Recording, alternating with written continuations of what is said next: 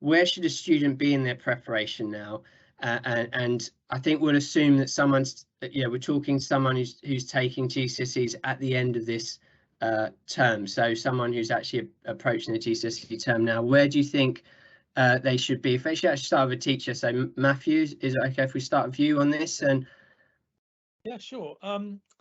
Well, I think it's really important to know where your strengths and weaknesses are, or what your strengths and weaknesses are, what you're good at, what you're strong at, and what you need to do to improve. So you can work that out through feedback from teachers. You can work it out through mock exam results. You can talk to your teacher. You probably know yourself what you're good at and what you're not.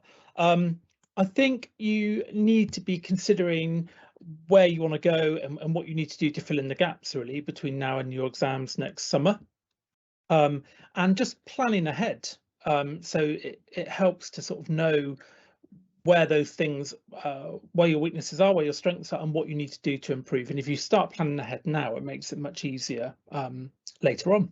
Yeah, I think it's really good. Yeah, it gives you a nice focus, exactly like you said. If you kind of do that evaluation up front, though, where you can then work out where you need to put your attention in terms of extra revision outside of class and so on, perhaps get extra help or find extra resources if you need it later on in the year.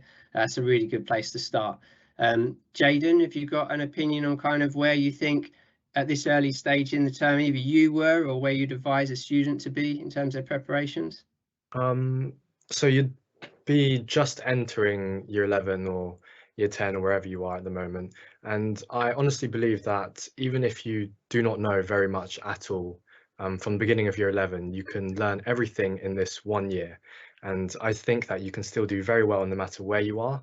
But I think it's important to focus on the basics first, learning all the core subjects, and then just realizing what you're good at, what you need to put work into, and then allocating your time according to that, and maybe creating like a schedule and just see how it goes, because you're very new to this. It's your first public exam probably, and you just want to see where your experience takes you. I think I think it's really good. You don't put the pressure on yourself just at the moment by worrying about where, if you did any study over the summer, you've got time then to kind of get into it and kind of prepare your plan, start revising. You're obviously still learning as well in the class and things like that. So that's really good juxtaposition of the two. Anything anyone else would like to add before we move on to the next question in terms of Jeremy or Bethan, in terms of where you think students should be at the moment? Yeah, I'd like to just echo what Jayden was saying there. I think the most important year is year 11 in terms of when things start coming together.